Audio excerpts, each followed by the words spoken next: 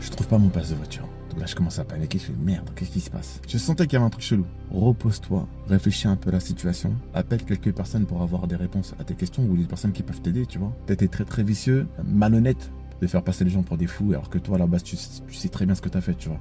Pourquoi il est rentré avec ta voiture chez lui?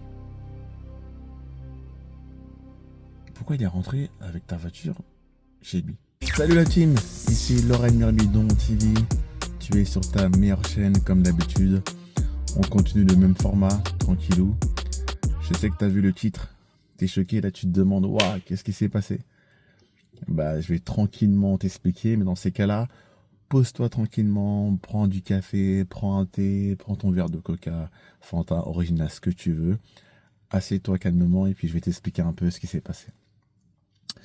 Donc, on attaque la vidéo, mais avant tout ça, n'oublie pas de t'abonner, ça me fait très plaisir parce que vous êtes de plus en plus nombreux, à chaque fois ça augmente de plus en plus, ça me fait trop plaisir. Et non seulement vous êtes de plus en plus nombreux, mais en même temps j'ai des retours de gens, des gens m'envoient des retours, etc. Donc ça fait trop plaisir et continuez comme ça. Je vais t'expliquer un peu ce qui s'est passé je te dirai pas à quel moment, mais je vais t'expliquer ce qui s'est passé. Donc pour toi, prends-le comme une histoire d'il y a autrefois, d'il y a jadis, il y a quelques temps, il y a quelques mois. C'est toi, je te laisse tranquillement gérer la chronologie de l'histoire. Mais en tout cas, le plus important, c'est de vraiment t'expliquer. Je vais t'expliquer avec précision pour que tu puisses vraiment comprendre ce qui s'est passé. Et ensuite, à la fin, je vais te demander d'être, comment dire, bah, forcément, j'aimerais bien avoir un retour. Donc, j'espère que tu seras là pour m'envoyer un petit message en commentaire pour me dire ce que tu en penses. Et de lâcher un like si jamais t'as aimé, t'as aimé ma façon de voir les choses, etc. Et surtout, t'as aimé la façon comment je peux te raconter cette histoire qui est véridique, hein, c'est une histoire vraie. Donc voilà. Donc, je t'ai dit plusieurs fois que je suis un bon vivant. Je suis un mec qui aime bien danser, qui aime bien m'amuser, etc. Je suis drôle et tout, amusant, voilà. Je me prête au jeu, tu le sais, je t'ai répété plusieurs fois dans une de mes vidéos. Et du coup, j'avais une soirée, si tu veux, sur Paris. Donc, j'appelle un membre de la famille parce que j'ai l'habitude d'avant de sortir, d'aller voir tranquillement mon père et de se retrouver, de discuter avec mon père et de boire un coup, voilà, ce qui est normal, hein. Faut toujours voir les parents, surtout quand, après ça va, quand vous habitez à côté, vous avez la chance justement de vous voir et de pouvoir partager des moments. Quand vous habitez loin, c'est un peu compliqué. Donc moi, du coup, je me sers un peu du fait qu'il est juste, il est dans ma ville. Et quand je sais il a envie de raconter un peu ses histoires de boulot ou des histoires voilà, de la vie de tous les jours, bah, je suis là pour l'écouter. Donc j'avais l'habitude, si tu veux, d'aller avant de partir m'ambiancer, de prendre un petit verre avec lui et puis après je pars. Ce soir-là, malheureusement, quand je l'ai appelé plusieurs fois, il a pas décroché parce que il rentrait du boulot et je pense qu'il était fatigué, donc il a pas décroché. Donc j'étais juste en bas de chez moi, je l'attendais, mais malheureusement il a pas décroché. Donc du coup j'ai fait quoi? Je suis parti directement en soirée. Je suis parti directement en soirée et j'ai pris ma voiture. Donc du coup, j'ai pris ma voiture. Une chose à ne pas faire, mais j'étais vigilant, j'ai fait attention justement. Voilà, si tu as compris ce que je voulais dire. En prenant ma voiture, j'ai appelé un membre de la famille pour qu'il puisse me rejoindre. Une personne, si tu veux, que pour le coup, que j'aimais beaucoup. Mais là, voilà. Bref, t'as compris. Donc je l'appelle tranquillement, je lui dis écoute, on va passer une très bonne soirée, etc. Et que donc je remarque, je lui ai bien dit, par bienveillance, je lui ai aussi fait part parce que je pense que bien évidemment c'est un détail qu'il ne faut pas oublier, c'est que si jamais il y a un souci, etc. Où moi je me sens pas justement de conduire, ou je suis trop fatigué, bah tu pourras tranquillement conduire ma voiture et enfin conduire ma voiture, mais dans le sens où on pourra rentrer ensemble. Tu vas comprendre pourquoi je dis ça. Donc, si jamais je me sens pas très bien, que je suis fatigué, bah vas-y, tu prends le volant et tu nous ramènes tranquillement à la maison en sécurité. Donc ça c'est dit, donc il n'y a pas de souci, on se met d'accord, etc. Et moi je pars tranquillement rejoindre un autre pote à moi, qui d'ailleurs avec qui on passe souvent des bonnes soirées. Et là, pour le coup, je le rejoins, on passe une bonne soirée, là, etc. Là, là.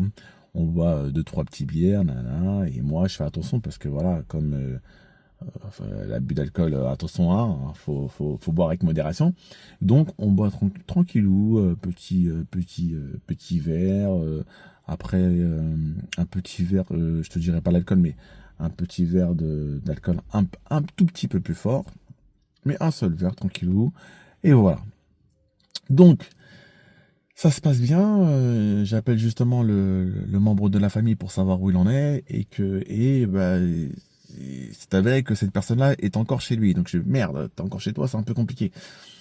Donc cette personne me dit ouais, je suis encore chez moi, etc.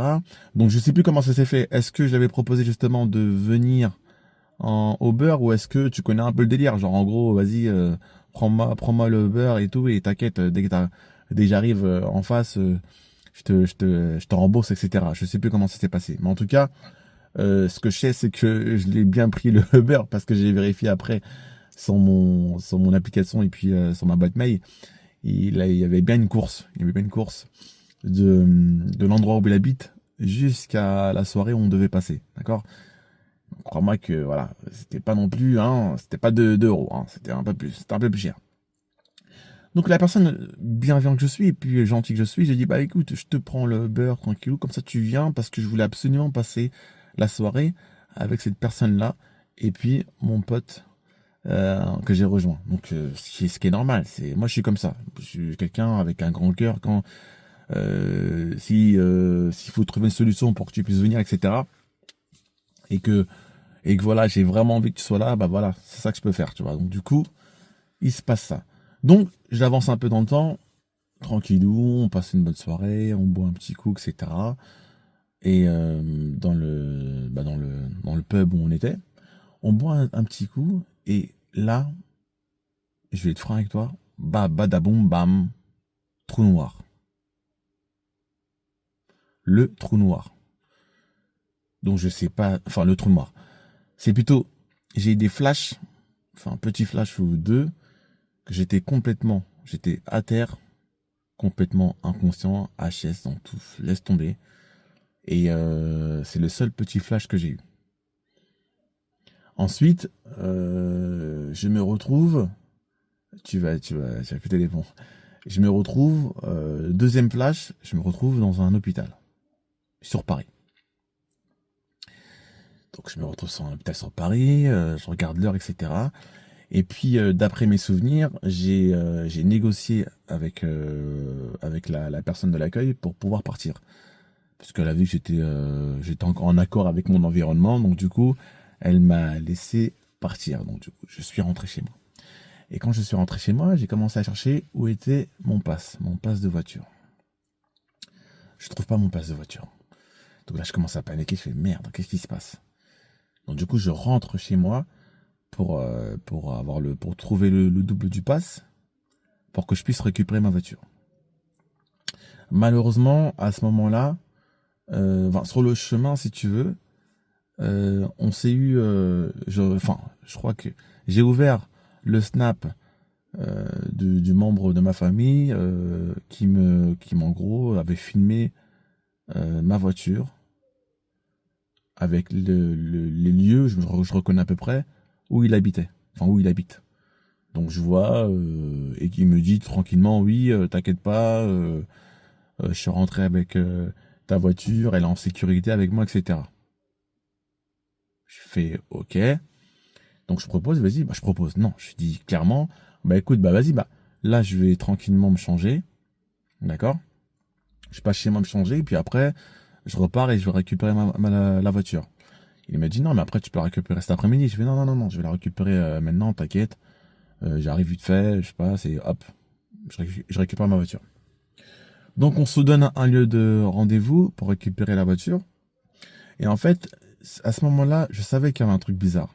Mais comme j'étais encore déconnecté un peu de la réalité et je savais pas trop ce qui s'était passé, donc je m'étais dit, vas-y, bah, je vais tranquillement écouter cette personne-là, donc le membre de la famille, je veux savoir ce qui s'est passé et avoir des réponses à mes questions. Donc je commence à lui poser des questions, savoir mais qu'est-ce qui s'est passé, etc. Nanana. Cette personne me dit bah oui, c'est bizarre parce que t'as pas spécialement beaucoup bu, nanana, et que t'es tombé. À un moment t'as réussi à te relever, mais quand t'es tombé, là je me suis dit ah là c'est fini. Et moi je t'ai retrouvé comme ça 1 heure ou 1 heure après, après qu'on se soit vu au niveau du bar. Je t'ai retrouvé là par terre, inconscient, etc. Et moi, ce que j'ai fait, c'est que j'ai attentivement écouté cette personne. D'accord? J'ai été entre la déconnexion et le côté un peu rationnel. Mais j'avais pas encore posé mes questions. Je m'étais dit, je sentais qu'il y avait un truc chelou. Et je me suis dit, bon, tu sais quoi, Laurel? Rentre tranquillement à la maison, repose-toi, réfléchis un peu à la situation, appelle quelques personnes pour avoir des réponses à tes questions ou des personnes qui peuvent t'aider, tu vois. Tu leur expliques l'histoire et ils vont peut-être t'aider, ils vont peut-être t'apporter des réponses. Mais rentre tranquillement et repose-toi. Et moi, le membre de la famille, justement, me dit, regarde, j'ai fait une vidéo pour te montrer dans quel état tu étais. Donc moi, je regarde la vidéo, d'accord. Donc effectivement, j'étais dans un état inconscient, voilà. Mais cette vidéo, d'ailleurs, on va revenir à cette vidéo durant la vidéo aussi, on va en revenir. Cette vidéo, en fait, je l'ai pris comment?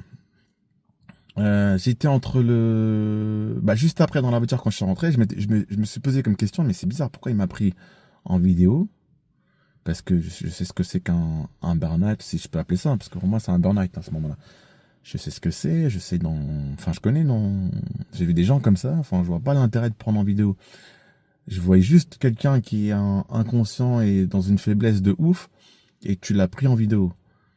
En même temps, je voyais aussi un membre de la famille que tu dois absolument protéger, parce que je pars du principe aussi, toi tu prends la vidéo, c'est que attends-toi à ce que les gens autour peuvent prendre aussi une vidéo.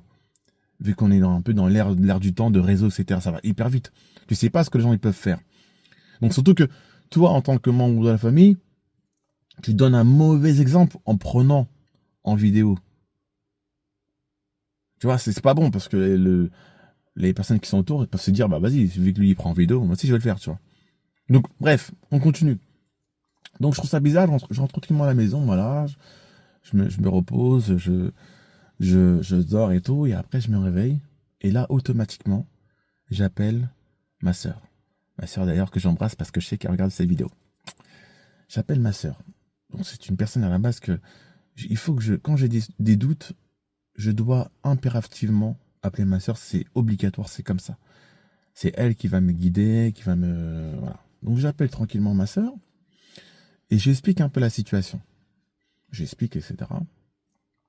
Et elle me dit directement parce que pour le coup, elle c'est ça son problème. Moi je vais t'expliquer après c'est quoi mon problème. Elle me dit mais attends mais pourquoi il est rentré avec ta voiture chez lui? Pourquoi il est rentré avec ta voiture chez lui? Moi, j'ai fait, ah ouais, c'est vrai que c'est un peu chelou cette histoire. Mais moi, en fait, je vais aller beaucoup plus loin. Moi, le reproche que je fais, parce que du coup, on va en venir là, le reproche que je fais à cette personne, c'est que je m'étais dit, attends, mais c'est bizarre, Laurel. Pourquoi? Parce que ma soeur a raison. Pourquoi il est rentré chez lui, mais plutôt, mais pourquoi il a pas suivi soit les pompiers qui m'ont ramassé, ou pourquoi il n'est pas parti directement à l'hôpital pour se renseigner de mon état? C'est la moindre des choses. Mais moi, en commentaire, si t'es d'accord avec ça. Pourquoi la personne avec qui, un membre de la famille, on est censé être soudés, etc., pourquoi elle n'a pas suivi les pompiers ou elle ne s'est pas, n'est pas venue à l'hôpital pour se renseigner de l'état? Parce que ce qui est bien, c'est que si cette personne-là, qui est beaucoup plus consciente, aurait fait ça, bah, déjà, j'aurais mes réponses à mes questions. Parce que même au niveau analyse, on aurait pu faire des analyses, il aurait pu expliquer en détail ce qui s'est passé. Il aurait pu se porter entre guillemets garant, on va dire, vu qu'on est sortis ensemble. Donc ça, pour moi, c'était le truc qui m'est resté en tête. Je m'étais dit, putain, c'est bizarre de rentrer directement chez soi et de ne pas prendre des nouvelles de sa famille, entre guillemets, tu vois. De sa famille, je comprends pas, c'est quoi ce délire? Donc, je continue encore. On commence tranquillement à discuter avec, avec, euh, avec ma sœur. Et là, au bout d'un moment, je fais quoi? Je commence à prendre mon portable et j'envoie un message vocal à la personne concernée. Je lui dis entre guillemets, attends, mais je vais te demander un truc. T'inquiète, hein, c'est un truc qui me chiffonne depuis tout à l'heure, mais t'inquiète, c'est pas méchant. Mais je voulais savoir, la famille, j'ai pas compris pourquoi t'es rentré directement chez toi, alors que t'es pas parti directement à l'hôpital pour prendre au moins de mes nouvelles, ou genre expliquer un peu la situation de ce qui s'est passé. Juste de façon bienveillante. Au lieu de rentrer directement chez toi, tu vois. Et là, bouche bée. Et là, le ton change. Je vois que la personne, elle se met directement sur la défensive. Et le ton change, ça commence à parler un peu bizarrement. En gros, pourquoi je serais parti à l'hôpital pour savoir comment tu vas, etc. Enfin, tu vois que je suis... En gros, je te dis ça vite fait, hein. En gros, tu crois que c'est pas le rôle... ça, c'est le rôle des femmes de faire ça. Enfin, tu vois, j'ai pas à venir à l'hôpital pour savoir dans quel état tu es, quoi. Enfin, ça va, c'est bon, tu t'es pas battu, t'es pas dans le coma, t'es pas mort, etc. Donc voilà.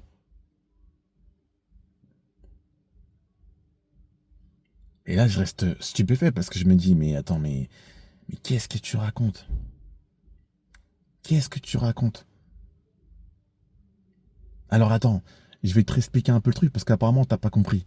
Tu vois une personne qui est censée être un membre de ta famille, qui est complètement inconscient par terre, qui ne bouge pas, tu vois. Tu vois que les pompiers sont arrivés pour me chercher parce que je sais pas, parce qu'apparemment c'est toi qui as appelé les pompiers ou c'est peut-être l'établissement, bref, là où on a été, qui ont appelé les pompiers, qui me ramènent dans un hôpital. Et toi, tout ce que tu fais, c'est quoi? C'est de rentrer directement chez toi et tu prends pas de nouvelles. Genre, tu t'en fous de savoir dans quel état je suis, et après, tu réfléchis différemment en disant, enfin, tu réfléchis bizarrement en disant que oui, c'est pas mon rôle de faire ça, c'est aux femmes, ça c'est le rôle des femmes, etc., et que je n'ai pas à faire ça. Moi, je suis rentré tranquillement chez moi parce que voilà, j'étais fatigué, bah, je rentre chez moi, c'est bon, mais de toute façon, t'inquiète, tu vas retrouver ta voiture plus tard. Et tu dis, comme argument, tu t'es pas battu, y a pas mort d'homme, je sais pas quoi, etc., etc. Après, tu dis, oui, mais toi, tu sais, la famille avec des si, on peut refaire le monde. Mais je vais pas t'apprendre à toi que, je vais pas t'apprendre à toi que quand tu me parles de bagarre, mais dans une bagarre, combien de fois on avait dit un mauvais coup, ça peut partir. C'est très dangereux une bagarre. C'est autant dangereux que le fait de tomber, d'être inconscient par terre, de ne plus bouger. C'est la même chose, tu vois. Faut pas commencer à banaliser ou à minimiser le truc parce que ouais, c'est bon, rien que voilà, comme tu as réussi à te relever et à repartir chez toi, bah c'est bon, il y a rien de...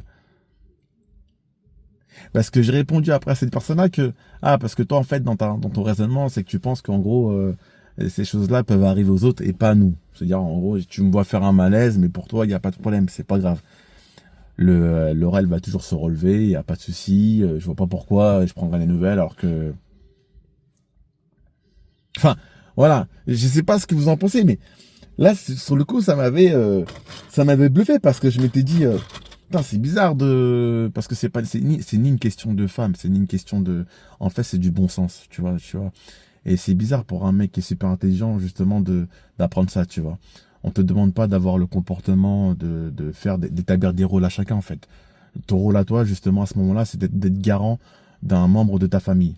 Garant dans le sens où, en gros, tu serais venu tranquillement à l'hôpital, tu prends des nouvelles, etc. Et même moi, honnêtement, par rapport à d'autres personnes, même moi, honnêtement, ça m'aurait même pas dérangé que tu serais rentré chez toi juste après. Il y a d'autres personnes avec qui j'ai parlé, eux, ça les aurait dérangés. Moi, ça me dérange même pas. Ça ne me dérange, ça m'aurait même pas dérangé. Tu vois, chacun sa sensibilité. Parce que je me serais dit, au moins, tu vois, il a fait l'effort, il est quand même parti voir, et ce qui est normal. Il est parti voir quand même il est parti me voir à l'hôpital pour savoir dans quel état je suis. Et voilà, on lui a dit certaines choses, etc. Donc il a pu rentrer. D'autres vont te dire, Non, moi perso, je serais resté avec toi, etc. Je serais pas rentré, nanana. D'autres auraient dit, mais j'aurais même pas pensé à toucher ta voiture. Parce qu'il y en a qui m'ont dit ça. J'aurais même pas pensé à ta voiture à ce moment-là. Pourquoi j'ai pensé à ta voiture? Mais parce que des gens comme toi, entre guillemets, voient leur intérêt. À partir du moment où tu me dis que tu voulais absolument rentrer chez toi parce que tu voulais te reposer, c'est que tu as vu ton intérêt quelque part. C'est que tu étais assez conscient de ce que tu faisais. Et que là c'est grave. Et quand j'avais dit, je t'avais envoyé un message et je t'avais dit, entre guillemets, qu'on est vraiment une famille de merde, mais pour le coup, et je mâche pas mes mots, c'est parce qu'en fait, je m'étais dit, putain, même dans des trucs comme ça, où il faut être soudé, on est incapable de faire ça. Alors que, quand je t'avais, une vidéo que tu verras dans peu de temps, je parle justement de la famille. Et je me dis, putain, même ça, c'est compliqué pour nous. Et j'ai rigolé, mais quand je rigolais, c'était un rire jaune, quoi. Genre, en gros, ah, putain, c'est chaud. On est vraiment une famille de merde. Mais quand j'ai dit qu'on est vraiment une famille de merde, ce n'est pas pour dire que les autres familles c'est bien, ça n'a rien à voir. Moi, je parlais juste de la famille, de notre famille à nous. Un truc que j'avais dit il y a déjà 15, 20 ans déjà, quand j'avais commencé. Moi, je me suis toujours écarté de cette famille-là parce que je trouvais que justement c'était trop malsain, trop biaisé, trop je sais pas quoi. C'est qu'on est, et il y avait pas, on n'est pas unis en fait.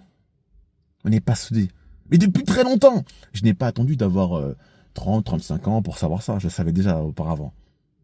Mais que entre nous, là, entre gens liens proches, on soit comme ça, c'est qu'on n'est même pas capable de faire ça. C'est qu'il y a un problème. Après, oui, tu me diras, oui, apparemment, il y a 15 ans, la personne avait fait pareil, un coma éthylique, et je n'ai pas spécialement réagi, ou j'étais pas là, ou je suis parti, etc. Il y a 15 ans. J'avais dit, mais attends, il y a 15 ans, mais de quoi tu me parles il y a 15 ans? Déjà de un, je sais même pas de quoi tu parles, parce que voilà, c'est un truc que j'avais oublié. Mais après, attention, on me l'a reproché. Ah, t'as vu, t'as oublié, mais quand c'est toi, voilà. Déjà, mais c'est très malsain, justement, de repenser un truc comme ça. C'est très malsain. Surtout que je n'ai pas de preuve de ce que tu avances, en fait. Je n'ai pas d'éléments qui, vu que ça fait très longtemps, je n'ai rien comme élément. Et je m'étais dit, attends, mais là, si tu joues sur ce truc-là, sur les reproches, mais dans ces cas-là, moi aussi, je peux y aller. Au niveau des reproches. Moi aussi, je peux y aller au niveau des reproches.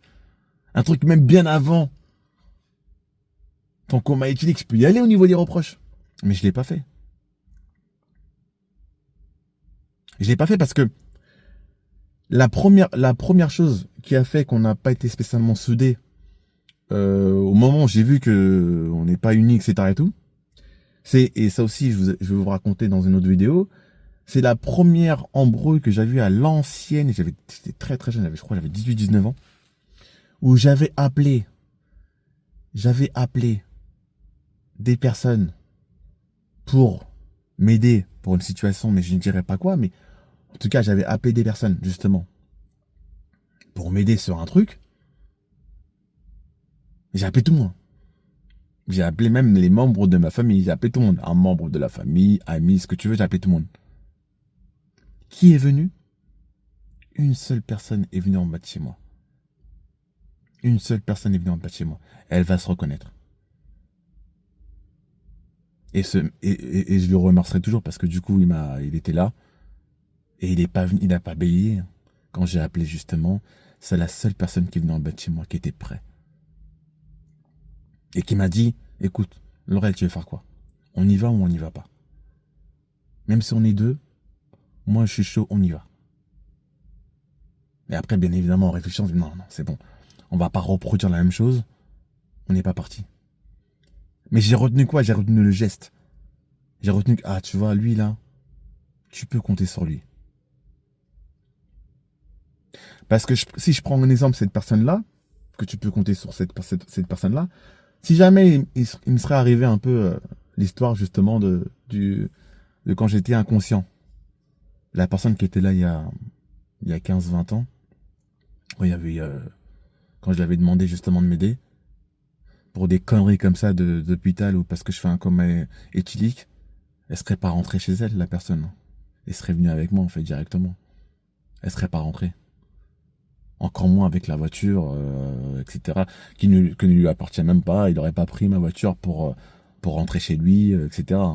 Sans savoir dans quel état je suis. Cette personne-là n'aurait jamais fait ça. Mais toi, tu l'as fait. C'est grave. Et cette personne-là, on est juste, c'est lien d'amitié, hein. C'est un ami. C'est un ami très proche. C'est un ami. C'est pas famille, bon, ce qu'on se dit famille entre nous. Tu vois? Mais d'un point de vue personnel, c'est pas un membre de la famille, d'un point de vue, voilà, on n'a pas le même nom, etc. C'est un ami. Tu vois? Donc c'est pour ça que je m'étais dit, putain, c'est bizarre, on va pas jouer sur le truc de genre, oui, mais toi, l'autre fois, quand t'avais fait ça, nanana, moi j'ai fait ça. Ben, je me suis dit, non, c'est malsain, parce que je pars du principe où en gros, ok, il y a 15-20 ans, mais dans ces 15-20 ans dont on a quand même créé des choses, tu vois. On a créé des choses, tu évolues, tu grandis, tu trucs, tu vois. T'as des enfants, etc. Tu vois. On a construit des choses quand même. Et là, je me suis dit, ah, tu vois, là, il retourne la situation. Il retourne la situation et il te fait passer pour un fou. Pour un espèce de demeuré qui, en gros, jamais de la vie, il y a plein de personnes qui auraient fait comme moi. T'es fou, t'es complètement fou, Laurel. Tu te rends compte de ce que tu dis. T'en as parlé à des gens. Bien évidemment, j'en ai parlé à des gens. J'en ai tellement parlé à des gens que j'avais même à un moment proposé un débat. J'avais dit, écoute, soit toi tu ramènes quelques personnes, moi je ramène des personnes. On se met tous autour d'une table, chaise, etc. et on fait un débat. On discute là-dessus. Le débat, c'est juste savoir, est-ce que toi, tu serais rentré en voiture avec ma propre... Enfin, est-ce que tu serais rentré avec ma propre voiture? Est-ce que tu aurais attendu... ou est-ce que tu aurais vérifié, justement, si ton ami va bien, etc. Ou un membre de la famille, nanana, s'il n'y a pas de problème. Qu'est-ce que tu aurais fait? On aurait fait un débat sur ce sujet. Et crois-moi que je serais venu en souriant et confiant parce que c'est une évidence, en fait. C'est une évidence. Donc c'est marrant parce que on fait de l'éveil conscience, mais des fois tu t'en rends même pas compte que même dans ta propre famille, les gens en ont besoin limite, tu vois. Ils arrivent même pas à se remettre en question. C'est limite. Là, ce qui est, pour le coup, je termine là-dessus. Si je peux m'adresser directement à toi, c'est que tu as été très très très vicieux. T'as été très très vicieux. T'as été malhonnête, parce que moi j'appelle ça de la malhonnêteté, tu vois, de faire passer les gens pour des fous, alors que toi à la base tu sais très bien ce que t'as fait, tu vois. Donc tu n'as pas pris tes responsabilités, on va dire. Et voilà, c'est beaucoup de vices et manipulateur en plus en même temps, tu vois. Mais ce qui est bien, c'est que quand on... Oui, parce que je m'en souviens quand t'avais dit la phrase justement de savoir, mais oui, mais c'est bizarre, on t'avait pas le même discours le samedi matin quand t'as récupéré ta voiture et après. Ben évidemment que j'avais pas le même discours, mais c'est très bien justement. Mais attends, tu es assez grand pour savoir que dans la vie, il faut se remettre en question. On a le choix, on a le droit justement de revenir sur ses positions. Tu vois? Ça, c'est être malin, c'est être intelligent, justement. De se poser des questions et de savoir, mais attends, c'est bizarre ce qui s'est passé quand même. Surtout que, apparemment, je me dis, c'est la première fois de ma vie que j'ai trouvé cette personne-là, limite, je te jure, hyper stupide. Mais dans tous les sens du terme, parce que j'entendais, mais attends, mais le samedi, quand t'as récupéré ta voiture, t'avais pas le même discours, et quand t'as fait le truc, non, non, non, je sais pas quoi. Et en même temps, la personne dit, ouais, mais t'as été inconscient, nanana, je sais pas quoi. La soirée, t'étais inconscient. Mais oui, mais justement, mais si tu me dis que j'étais inconscient, c'est que je pense qu'il fallait peut-être reprendre ses esprits, non? Tu t'es pas posé la question de savoir qu'il fallait peut-être reprendre ses esprits, justement, pour être bien. Vu que j'étais déconnecté. Et en plus, pour le coup, je l'ai dit. J'ai dit que quand j'avais récupéré la voiture, le samedi, j'ai récupéré la voiture, je savais qu'il y avait un truc qui me dérangeait.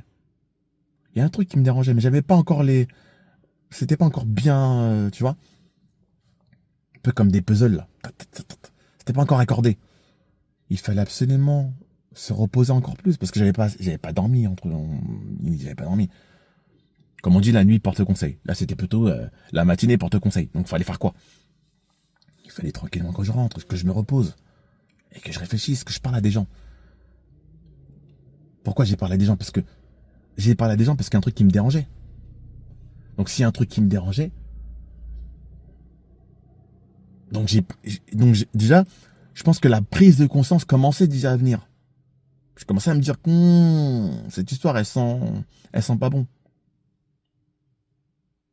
Donc, l'argument de dire que oui, t'as un double discours et t'es complètement fou, nanana, non, c'est juste que toi, à la base, t'as voulu faire un truc, t'as voulu me rouler, t'as voulu me manipuler, t'as voulu me prendre pour un con, et tu me prenais pour un imbécile, et t'as pas vu le truc, t'as pas senti le revirement de situation, en fait, c'est ça, ça t'a bloqué, ça t'a choqué. Mais voilà, mais c'est pas grave. Suite à ça, justement, suite à des nombreux vocaux, des nombreux messages vocaux qu'on s'est envoyés, je m'étais dit, bon, écoute, je pense que tu vas faire comme tu fais d'habitude, Laurel. Tu vas prendre une bonne décision. Tu vas arrêter les conneries, tu vas arrêter les frais. Tu vas t'éloigner aussi des gens comme ça.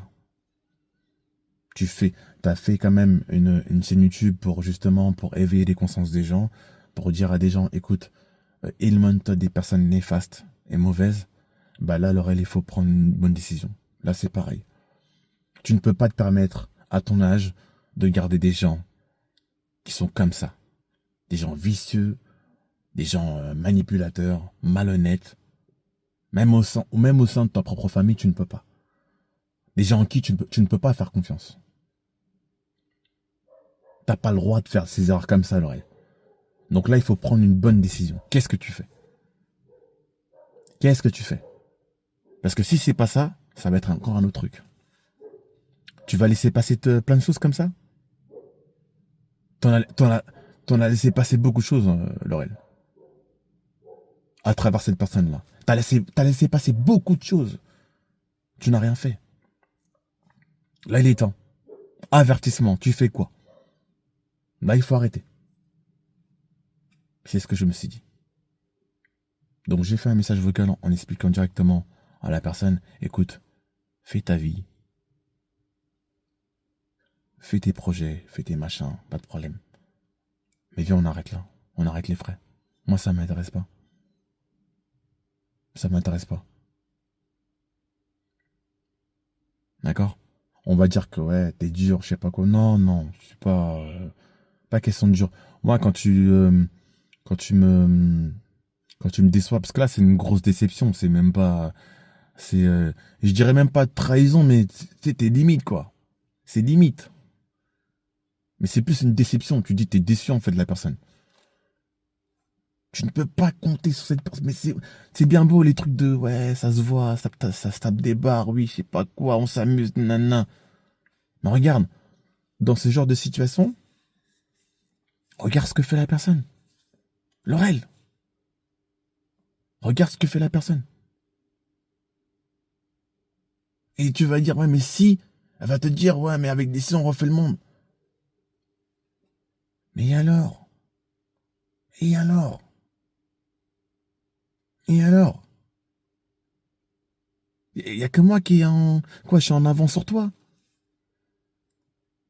Tu penses que quand je sors dans la rue tous les jours, tu penses pas que je me dis, hey, c'est bien beau, c'est beau d'être en vie encore, Laurel. Parce que tout peut arriver, ça part tellement vite. Quand on parle de ça, en général, entre toi et moi, on a tous cette conscience-là quand même de se dire tout peut s'arrêter demain. Et quand moi je te dis justement de pas, je pense que banaliser un peu ce qui s'est passé, etc. par rapport à l'état que j'étais, nanana, c'est pas très truc, c'est pas très cool quoi, voilà. Et en plus tu me dis avec des si, avec des si, ouais mais ouais, et donc c'est pour ça que je me dis qu'avec des si on peut refaire le monde, bah je n'ai pas le droit de me dire d'être de comment dire de me dire que bah ouais c'est grave ce que t'as fait quand même comme enfin comme le comportement que t'as eu, c'est chaud quand même. Je n'ai pas le droit. Mais parce que oui, parce que ouais, Laurel est fort. Laurel il est fort, il va se relever. Il va rien lui arriver. C'est ça? Des conneries. Bref, je termine là-dessus. En tout cas, tout ça pour expliquer qu'en gros, c'est comme ça justement qu'on a voulu me faire du mal. Mais on a voulu me faire du mal dans le sens où, en fait, finalement, tu sais même pas quoi penser des gens, en fait. Tu sais même pas quoi penser même de ta propre famille, des membres de ta propre famille. Avec des comportements comme ça, tu te demandes si, est-ce qu'ils veulent, mais ils veulent vraiment ton bien, eux aussi. Ils veulent ton bien, ces gens-là, c'est sûr. Les trucs éphémères, là, de genre, ouais, ça se trouve, ouais, ça va, quoi, bien, ouais, ouais. Les trucs de vice. Eux, ils veulent ton bien. Ou en tout cas, si on peut être vicieux avec toi, Laurel, et te manipuler, et te servir de toi, et te manquer de respect, on peut le faire. Et même, je vais aller beaucoup plus loin. Et enlever ta dignité, on peut le faire.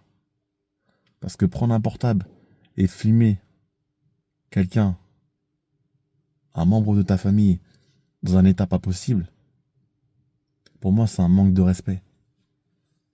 C'est un manque de respect. Et là, tu enlèves la dignité qu'il a. Bref.